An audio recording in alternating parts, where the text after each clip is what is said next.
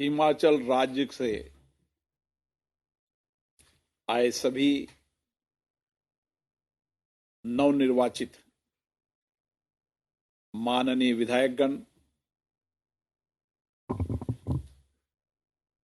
मैं भारत की संसद में प्राइड की तरफ से आपका हार्दिक अभिनंदन करता हूं, स्वागत करता हूं। आप उस राज्य से आते हैं जो प्राकृतिक रूप से भी सुंदर है,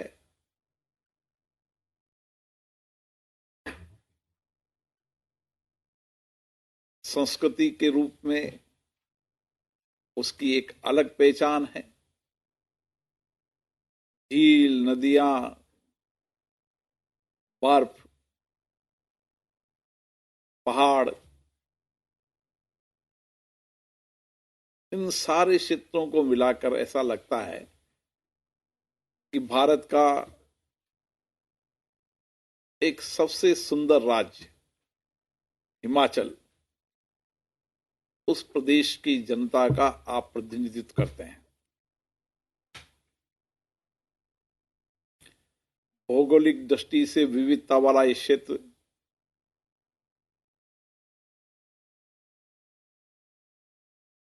लेकिन विविधता के अंदर भी हमारी संस्कृति, हमारा आध्यात्मिक, हमारी सामाजिक राजनीतिक रूप से भी इसकी अपनी एक अलग पहचान है। आप सबको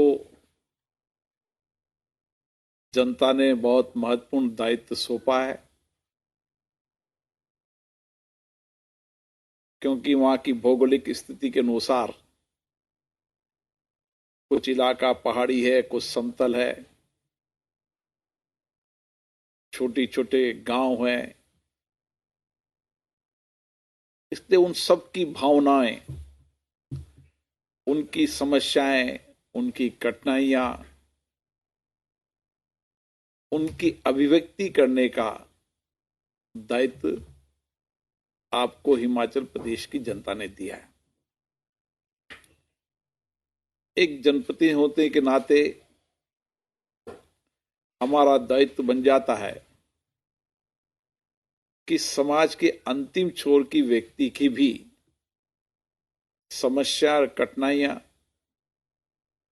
हम विधानसभा के माध्यम से सरकार के ध्यान में लाएं। एक काम हमारा महत्वपूर्ण यह है कि हम जनसंवाद करें, चर्चा कर उनके अभाव, कठिनाइयों को सदन के माध्यम से सरकार में लाएं और किस तरीके से उनके अभाव को दूर कर सकते हैं, इसके लिए एक सार्थक प्रयास करें। दूसरा महत्वपूर्ण कार्य आपका संपूर्ण राज्य की जनता के कल्याण के लिए उनका हम आर्थिक सामाजिक जीवन में परिवर्तन लाएं, उनकी रोजमर्रा की दिनचर्या में कानून बनाकर, रूल्स बनाकर एक पारदर्शिता पद्धति से उनकी समस्याओं का समाधान हो, यह भी आपकी महत्वपूर्ण जिम्मेदारी है। क्योंकि राज्य की सर्वोच्च संस्था विधानसभा होती है, इसलिए हमारा जितना अच्छा आचरण होगा, सदन में जितनी हम बेहतर चर्चा करेंगे, संवाद करेंगे, बेहतर निर्णय करेंगे, उतना ही वहां की लोकतांत्रिक संस्थाओं में एक सकारात्मक संदेश जाएगा। मेरा मानना है कि क्योंकि आम जनता की रोजमर्रा की समस्याएं राज्य की रहती है, इसलिए राज्य विधानसभा एक लोकतंत्र का वो मंच है जिससे हम जनता से बेहतर संवाद कर कर, सरकार से समन्वय कर कर और अपने नियम प्रक्रियाओं के तहत मुद्दों को उठाकर एक बेहतर समाधान जनता को की समस्याओं का कर सकते हैं। हमारे दल, हमारी विचारधारा अलग अलग हो सकती है, लेकिन हम सबका एक दायित्व रहता है प्रदेश की जनता का कल्याण करना। इसमें कोई दो मत नहीं है। इसलिए ऐसे मुद्दे जो संपूर्ण प्रदेश के लिए कल्याणकारी हैं, सभी हितधारकों के लिए आवश्यक हैं, उसके लिए समय समय पर कानून परिवर्तन करते समय हमें व्यापक चर्चा संवाद करना चाहिए। कानून बनाते समय विधायकों को जनता का फीडबैक भी लेना चाहिए। कानूनी विचार विमर्श भी एक्सपर्ट से करना चाहिए और फिर कानून बनते समय अपनी डिबेट चर्चा के अंदर जो कुछ भी अनुभव आपके हैं वो अनुभव आप सदन में रखेंगे तो कानून बेहतर बनेंगे, पारदर्शिता पूर्ण बनेंगे और जनता के लिए कल्याणकारी होंगे। भारत में लोकतंत्र बहुत प्राचीनतम लोकतंत्र है, इसलिए मदर ऑफ डेमोक्रेसी के रूप में भारत की पहचान है। हमारे देश के अंदर क्योंकि प्राचीनतम लोकतंत्र होने के कारण हमारी विचारधारा, हमारी कार्यप्रणाली लोकतांत्रिक रूप से हम चलने वाले, चाहे गांव हो ढानी के अंदर हमारा जनमानस, इसलिए आप देखते होंगे कि हमने इस लोकतंत्र के माध्यम से ही इस 75 वर्ष की यात्रा के अंदर देश में सामाजिक आर्थिक रूप से एक व्यापक रूप से एक सकारात्मक बदलाव लाए। आजादी के पहले भी भारत में लोकतंत्र था, गांव के अंदर लोकतांत्रिक परंपराएं थी, परपाटियां थी और गांव में जो कुछ निर्णय होते थे सब लोग मानते थे। लेकिन आजादी के बाद जब भारत ने संसदीय लोकतंत्र अपनाया तो दुनिया के कई देश ये मानते थे कि इतने बड़े देश के अंदर जहां की भौगोलिक स्थितियां अलग अलग हो, विचारधारा अलग अलग हो, संस्कृति अलग अलग हो, बोली अलग अलग हो, खान पान अलग हो, वहां किस तरीके से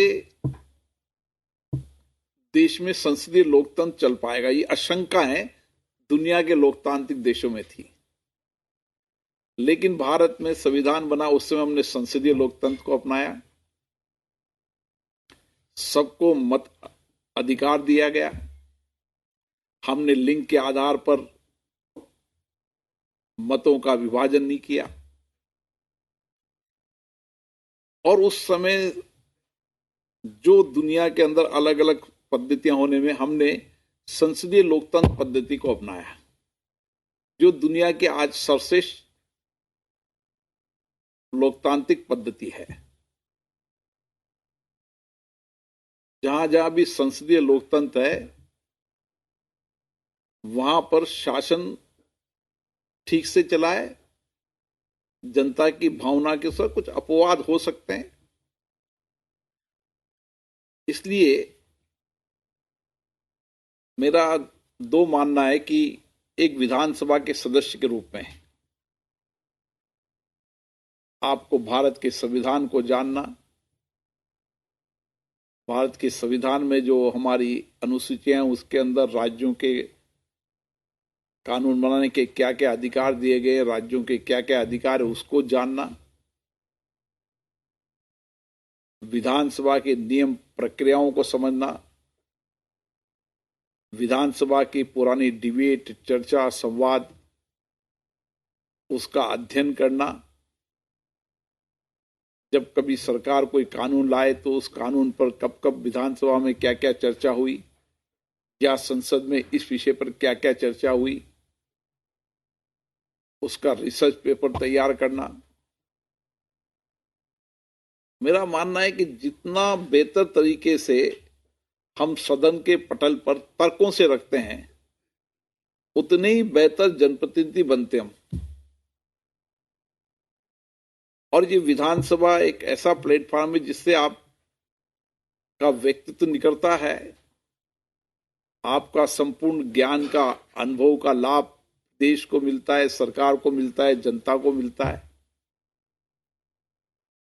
इसलिए जितनी देर आप सदन में बैठेंगे, जितनी देर तक बैठेंगे, उतना ही आपको अनुभव प्राप्त होगा। और एक विधानसभा के प्लेटफॉर्म पर आपको सारे राज्य के अलग अलग क्षेत्र की समस्याओं का भी ध्यान में आएगा, क्योंकि जब अलग अलग क्षेत्र से विधायक आते हैं तो अलग अलग मुद्दे उठाते हैं, और सरकार को भी जानने के लिए, सरकार को समझने के लिए, सरकार को पूरे प्रदेश की समस्याएं, अभावों को समझने के लिए विधानसभा एक ऐसा प्लेटफॉर्म रहता है जिससे पूरे राज्य का विषय उनके ध्यान में आ जाता है। और चाहे सत्ता में हो चाहे प्रतिपक्ष में हो, जो बात विधानसभा में उठी है, सरकार उसको सकारात्मक रूप से लेती है कि मुद्दा क्यों उठा, ये विषय क्यों उठा, ये समस्या क्यों उठी, और सकारात्मक काम करती है तो बदलाव आता है और उस बदलाव से जनता का कल्याण होता है। और मेरा मानना है कि हमारी विधानसभाएं भी, और विशेष रूप से संसदीय समितियों में जो चर्चा होती है, दल से ऊपर उठकर चर्चा होती है। इसलिए आप सबका प्रयास रहना चाहिए कि हम पूरे संविधान को जानें, संविधान में जो जो अनुसूचियां राज्यों के अधिकार हैं उसको जानें, विधानसभा के रूल रेगुलेशन को समझें, वहां की पुरानी डिबेट, चर्चा को समझें,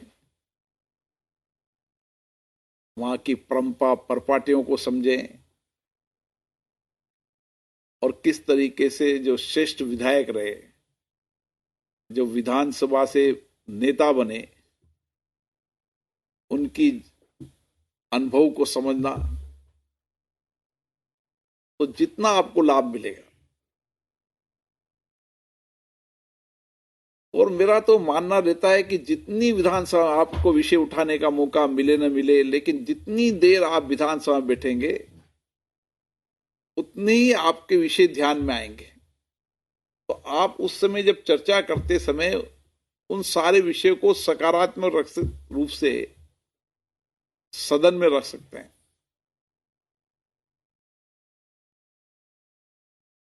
क्योंकि जनसंवाद, निरंतर जनता से संपर्क, ये तो अपने जीवन की आवश्यकता है और सभी माननीय विधायक करते हैं।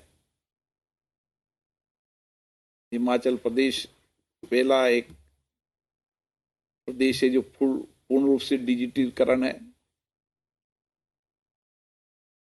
जितनी मेरी जानकारी है कि पुरानी डिबेट, चर्चा, संवाद सब उन्होंने का पूरा डिजिटलीकरण हो चुका है।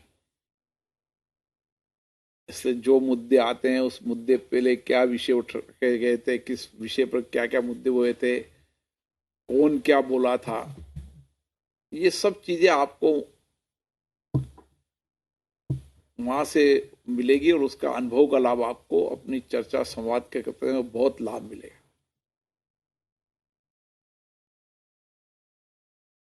क्योंकि ये चिंता का विषय है कि विधानसभाएं का सत्र कम दिन चल रहे हैं, ये हम सबके लिए चिंता का विषय है। और समय समय पर इस विषय पर हम चर्चा करते रहते हैं। हमारा मानना रहता है विधानसभा न व्यवधान होना चाहिए, न नियोजित तरीके से सदन स्थगितकरण की परंपरा होनी चाहिए। हर विषय पर डिबेट हो, सहमति असहमति, हमारे लोकतंत्र की विशेषता रही है। जहां आवश्यकता होती है हम आलोचना करें, सकारात्मक आलोचना करें, लेकिन आरोप प्रत्यारोप लगाते समय हमें बिना तर्कों से आरोप प्रत्यारोप नहीं लगाना चाहिए, इससे बचना चाहिए। ये हमारे लोकतंत्र के मंच आरोप प्रत्यारोप के लिए नहीं होते, ये उनकी पॉलिसी पर, उनके कार्यकलापों पर आलोचना हमें करना चाहिए, आलोचना तीखी भी करना चाहिए। जितनी सदन के अंदर आप तीखी आलोचना करोगे, सकारात्मक सुझाव दोगे, सरकार अगर उसको सकारात्मक रूप से लेगी तो सरकार को भी अपनी कार्य योजना बनाने में बहुत बड़ा लाभ विधानसभा की डिबेट और चर्चा से मिलता है। इसलिए आप, क्योंकि मुझे याद है हिमाचल बहुत भौगोलिक स्थिति, छोटे छोटे गांव हैं, ढानियां हैं, कुछ इलाके, ज्यादातर इलाके पहाड़ हैं, ये कठिनाई जरूर है, लेकिन अंतिम पहाड़ पर बैठे व्यक्ति को भी लगना चाहिए कि मेरा जनप्रतिनिधि मेरी भावनाओं को समझता है, मेरी कठिनाइयों को समझता है, मेरे अभावों को समझता है, और जो बात मैंने चुनकर भेजा है वो मेरी बात को सदन के पटल पर रखकर सरकार से सकारात्मक रूप से हल करने का प्रयास कर रहा है। यही लोकतंत्र की ताकत है, और यही विश्वास भरोसा हमें जनता को दिला के रखना चाहिए कि जो आप अंतिम छोर पर बैठे और हमें चुनकर आपने भेजा है, हम आपकी आवाज हैं, आपकी भावनाओं को सदन में रखेंगे। इसका सकारात्मक रूप से प्रयास हमें करना चाहिए। इसके एक सकारात्मक परिणाम निश्चित रूप से आएंगे, और इसीलिए जनप्रति जनता चुनकर भेजती है। आप यहाँ पर आए, आपका 2 दिन का यहाँ पर प्रशिक्षण शिविर होगा, यहाँ की लाइब्रेरी आप देखें, समय मिले तो यहाँ की डिबेटों का भी आप अध्ययन करें, पुराना और किस तरीके से सदन की उच्च परंपराएं रही हैं, परपाटियां रही है, उसी तरह की उच्च परंपराएं, परपाटियां विधानसभा में भी रहे। आप यहाँ पधारे, आप सबको बहुत बहुत शुभकामनाएं, बधाई।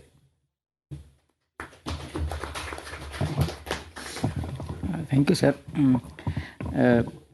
श्री संजय अवस्थी जी और श्री केवल सिंह पठानिया जी कुछ शब्द कहना चाहेंगे।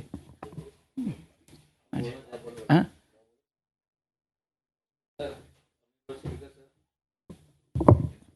आप पहली बार जब विधायक बने उस वक्त से लेकर और इतना लंबा सफ़र आपका रहा, आप थोड़ा पहली बार जब विधायक थे वहीं ठिठकिए थोड़ी देर के लिए और समझाएं हमें कि हमें मौलिक तौर पे जो आपका अनुभव था पहली बार का, उसे हमें कैसे सबक लेना चाहिए, या क्या आप हमें बता सकते हैं? देखो, अलग अलग राज्यों की अलग अलग भौगोलिक स्थिति होती है। आपके राज्य की भौगोलिक स्थिति है कि आपके अलग अलग ढानियों, छोटे छोटे गांव में लोग रहते हैं, आपको किलोमीटर तो दूर जाना पड़ता है उनसे मिलने, संवाद करने, चर्चा करने। तो मेरा मानना है कि आपकी कनेक्टिविटी, क्योंकि अब संचार के साधन बेहतर हो गए,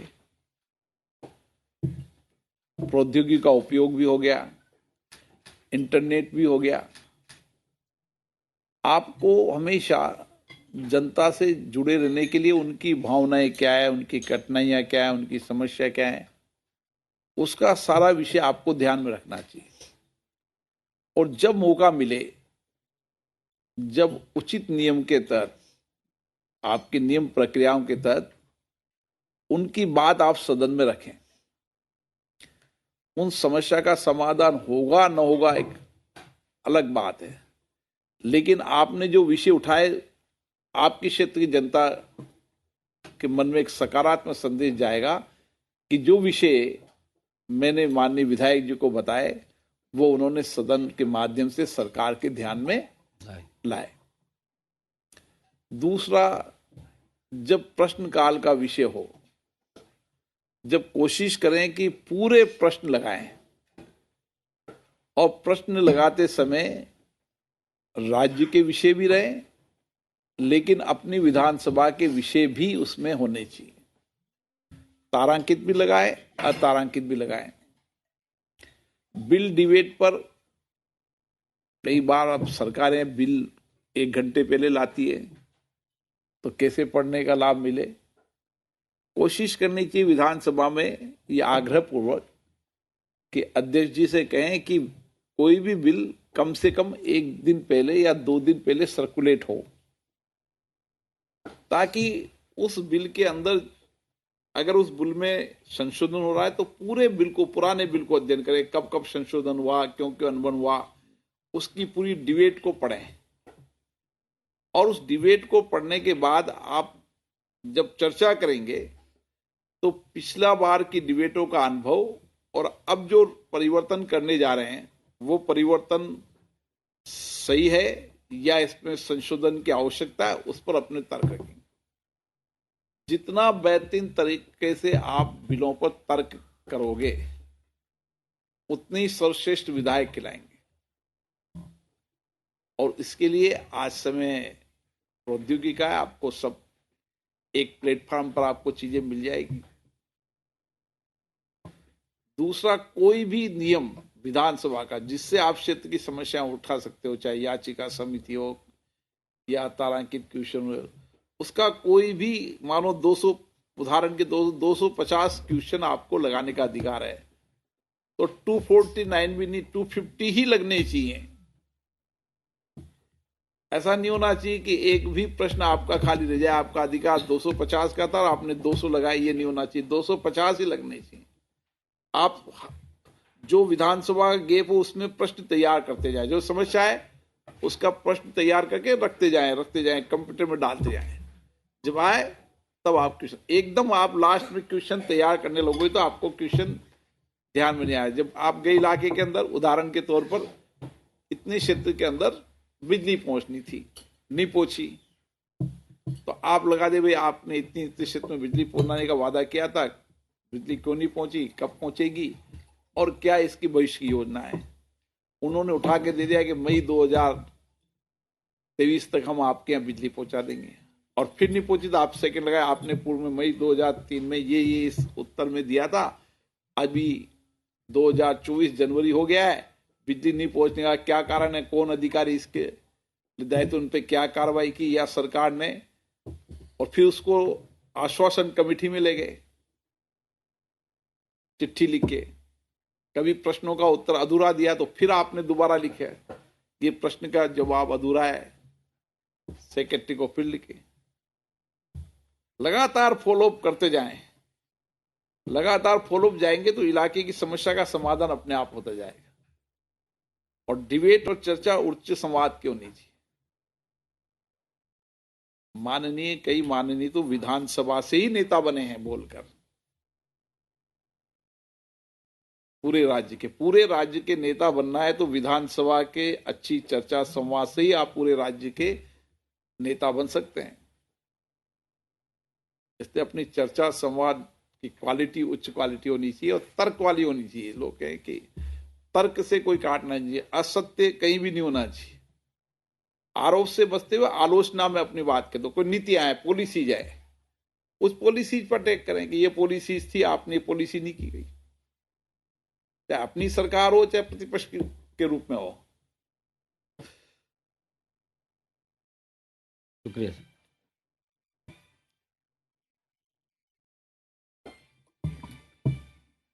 हाँ जी।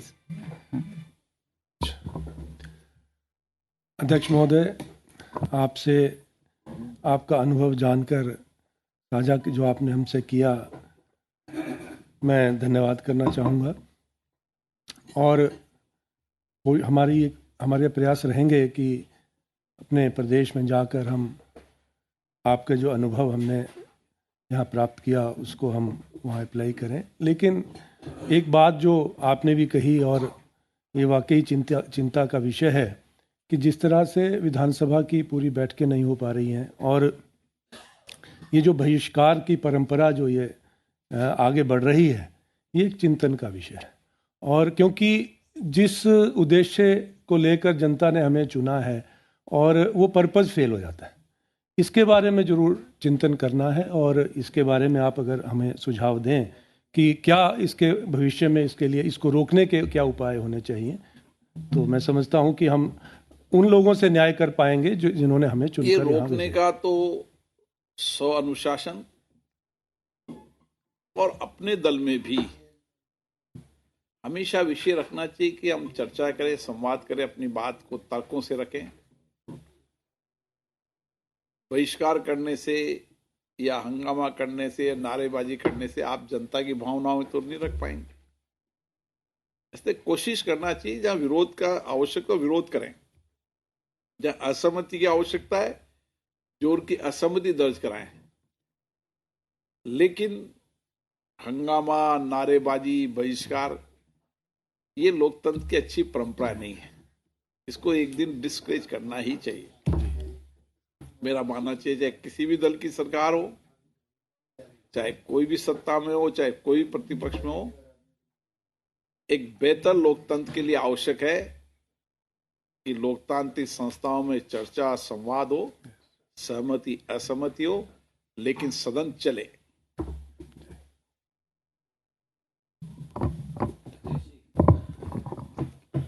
ब्रिटिश एम्पायर से लेकर अब तक हिमाचल खासकर समर कैपिटल रहा है। और आपको भी मालूम है अध्यक्ष जी की फंड की हमेशा ही कमी रही है इस प्रदेश में। हम ये चाहते हैं कि हम आए हैं नए विधायक, आप यहाँ सर्वोच्च उस पर बैठे हैं, एक ऐसे हॉल हमें भी दे दीजिए अध्यक्ष जी जो कि हिमाचल प्रदेश में आप बनवाएं, जिसमें पूरे भारत का कम से कम एक बड़ा सम्मेलन। माननीय प्रधानमंत्री महोदय ने भी एक दिन मैं सुन रहा था किसी जगह पे कहा कि शिमला जैसी जगह पे एक अंतर्राष्ट्रीय सम्मेलन होने लायक परिस्थितियां आज बन जानी चाहिए। अध्यक्ष जी हम आपके पास आए हैं, हम बहुत छोटे हैं, लेकिन निवेदन तो कर ही सकते हैं कि आप कम से कम इस फंड का इंतजाम कर दें तो हमारा यहाँ आना बहुत ज़्यादा सार्थक होगा। ये काम तो सरकार से सरकार करती है सर, लेकिन आपकी भावनाएं पहुंचाएंगे।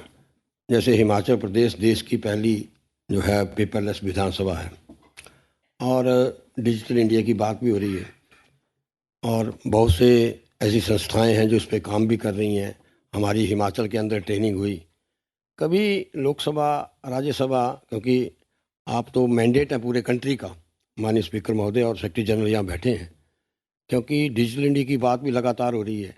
तो इस पे एक तो क्या लोकसभा भी कोई ऐसा सुमोटो लेगा कि हमने देखा अगर हिमाचल प्रदेश विधानसभा में जहाँ शुरुआत की थी तो आज ऑनलाइन क्वेश्चन भी ऑनलाइन है और अब तो ई पेपर। और हम धन्यवाद करना चाहेंगे कि अब यशस्वी हमारे मुख्यमंत्री जो ठाकुर सुखविंदर सिंह सुक्खू जी आए हैं, उन्होंने हिमाचल जैसे स्टेट को, जैसे आपने बात की इन्वायरमेंट की, फॉरेस्ट की, और अब वो एक नई छोर की ओर ले गए हैं। बजट बहुत हुए, हरित प्रदेश की बात की है, वाटर सेस की बात की है, नई शुरुआत की है। तो ये जो पेपरलेस विधानसभा है और एक जैसे चंद्रशेखर जी ने कहा है लोकसभा की बहुत सी कमेटियां जो धर्मशाला जा चुकी हैं, जो हमारा धर्मशाला का जहाँ शीतकालीन प्रवास लगता है, और सेक्रेटरी जनरल साहब उसकी कमेटियों की रिकमेंडेशन भी आई होगी।